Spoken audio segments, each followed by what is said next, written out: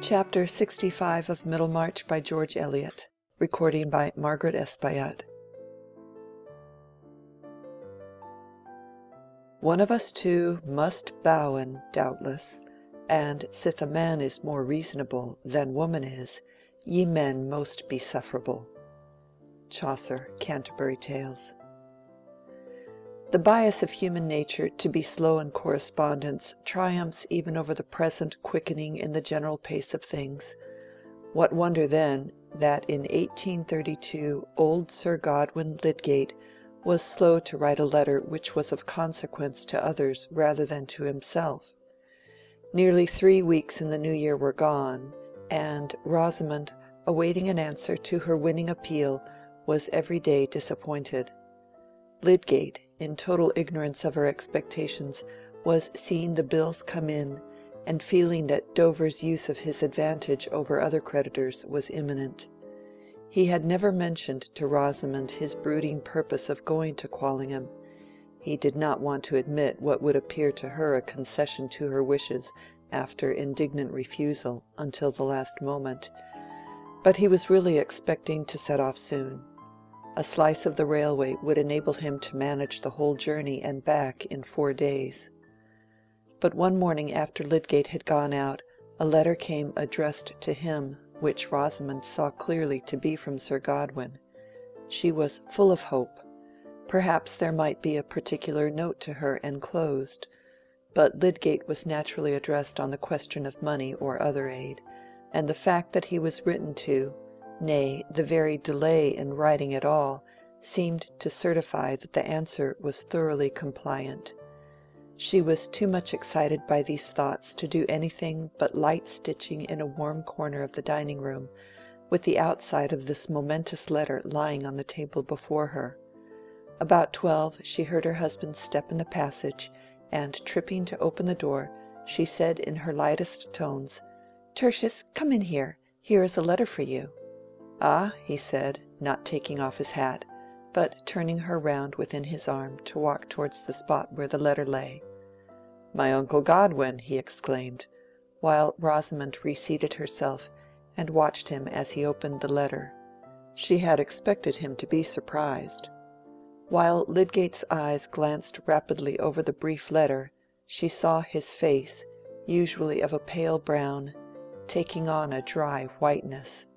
With nostrils and lips quivering, he tossed down the letter before her and said violently, "It will be impossible to endure life with you if you will always be acting secretly, acting in opposition to me and hiding your actions." He checked his speech and turned his back on her, then wheeled round and walked out, sat down, and got up again restlessly, grasping hard the objects deep down in his pockets. He was afraid of saying something irremediably cruel. Rosamond too had changed color as she read. The letter ran in this way: "Dear Tertius, don't set your wife to write to me when you have anything to ask. It is a roundabout wheeling sort of thing which I should not have credited you with. I never choose to write to a woman on matters of business. As to my supplying you with £1,000, or only half that sum, I can do nothing of the sort. My own family drains me to the last penny. With 2 younger sons and 3 daughters, I am not likely to have cash to spare. You seem to have got through your own money pretty quickly, and to have made a mess where you are. The sooner you go somewhere else the better. But I have nothing to do with men of your profession, and can't help you there. I did the best I could for you as guardian, and let you have your own way in taking to medicine. You might have gone into the army or the church. Your money would have held out for that, and there would have been a surer ladder before you. Your Uncle Charles has had a grudge against you for not going into his profession, but not I. I have always wished you well, but you must consider yourself on your own legs entirely now. Your affectionate uncle, Godwin Lydgate." When Rosamond had finished reading the letter she sat quite still, with her hands folded before her, restraining any show of her keen disappointment, and entrenching herself in quiet passivity under her husband's wrath. Lydgate paused in his movements, looked at her again, and said with biting severity, Will this be enough to convince you of the harm you may do by secret meddling? Have you sense enough to recognize now your incompetence to judge and act for me, to interfere with your ignorance in affairs which it belongs to me to decide on?" The words were hard, but this was not the first time that Lydgate had been frustrated by her. She did not look at him, and made no reply. "I had nearly resolved on going to Quallingham. It would have cost me pain enough to do it, yet it might have been of some use. But it has been of no use for me to think of anything. You have been always counteracting me secretly. You delude me with a false assent, and then I am at the mercy of your devices. If you mean to resist every wish I express, say so and defy me. I shall at least know what I am doing then." It is a terrible moment in young lives when the closeness of love's bond has turned to this power of galling. In spite of Rosamond's self-control, a tear fell silently and rolled over her lips. She still said nothing, but under that quietude was hidden an intense affect. She was in such entire disgust with her husband that she wished she had never seen him. Sir Godwin's rudeness towards her and utter want of feeling ranged him with Dover and all other creditors, disagreeable people who only thought of themselves, and did not mind how annoying they were to her. Even her father was unkind, and might have done more for them. In fact, there was but one person in Rosamond's world whom she did not regard as blameworthy, and that was the graceful creature with blond plaits and with little hands crossed before her, who had never expressed herself unbecomingly, and had always acted for the best naturally being what she best liked. Lydgate, pausing and looking at her, began to feel that half-maddening sense of helplessness which comes over passionate people when their passion is met by an innocent-looking silence whose meek, victimized air seems to put them in the wrong, and at last infects even the justest indignation with a doubt of its justice. He needed to recover the full sense that he was in the right by moderating his words.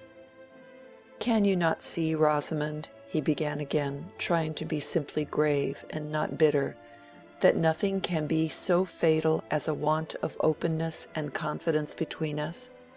It has happened again and again that I have expressed a decided wish, and you have seemed to assent, yet after that you have secretly disobeyed my wish. In that way I can never know what I have to trust to. There would be some hope for us if you would admit this. Am I such an unreasonable, furious brute? Why should you not be open with me?" Still silence. "Will you only say that you have been mistaken, and that I may depend on your not acting secretly in the future?" said Lydgate, urgently, but with something of request in his tone which Rosamond was quick to perceive. She spoke with coolness. "I cannot possibly make admissions or promises in answer to such words as you have used towards me. I have not been accustomed to language of that kind. You have spoken of my secret meddling, and my interfering ignorance, and my false assent. I have never expressed myself in that way to you, and I think that you ought to apologize. You spoke of its being impossible to live with me. Certainly you have not made my life pleasant to me of late. I think it was to be expected that I should try to avert some of the hardships which our marriage has brought on me." Another tear fell as Rosamond ceased speaking, and she pressed it away as quietly as the first. Lydgate flung himself into a chair, feeling checkmated. What place was there in her mind for a remonstrance to lodge in? He laid down his hat, flung an arm over the back of his chair, and looked down for some moments without speaking. Rosamond had the double purchase over him of insensibility to the point of justice in his reproach, and of sensibility to the undeniable hardships now present in her married life. Although her duplicity in the affair of the house had exceeded what he knew, and had really hindered the Plymdales from knowing of it, she had no consciousness that her action could rightly be called false. We are not obliged to identify our acts according to a strict classification, any more than the materials of our grocery and clothes. Rosamond felt that she was aggrieved, and that this was what Lydgate had to recognize. As for him, the need of accommodating himself to her nature, which was inflexible in proportion to its negations, held him as with pincers. He had begun to have alarmed foresight of her irrevocable loss of love for him, and the consequent dreariness of their life. The ready fullness of his emotions made this dread alternate quickly with the first violent movements of his anger. It would assuredly have been a vain boast in him to say that he was her master. "You have not made my life pleasant to me of late. The hardships which our marriage has brought on me." These words were stinging in his imagination as a pain makes an exaggerated dream. If he were not only to sink from his highest resolve, but to sink into the hideous fettering of domestic hate.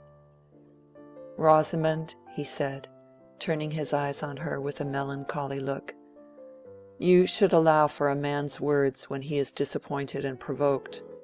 You and I cannot have opposite interests. I cannot part my happiness from yours.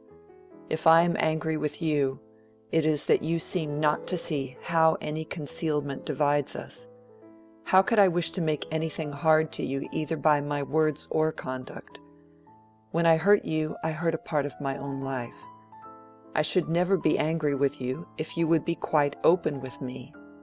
"I have only wished to prevent you from hurrying us into wretchedness without any necessity," said Rosamond, the tears coming again from a softened feeling now that her husband had softened.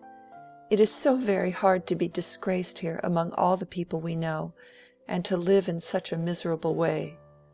I wish I had died with the baby." She spoke and wept with that gentleness which makes such words and tears omnipotent over a loving-hearted man. Lydgate drew his chair near to hers, and pressed her delicate head against his cheek with his powerful tender hand. He only caressed her. He did not say anything, for what was there to say? He could not promise to shield her from the dreaded wretchedness, for he could see no sure means of doing so. When he left her to go out again, he told himself that it was 10 times harder for her than for him. He had a life away from home, and constant appeals to his activity on behalf of others.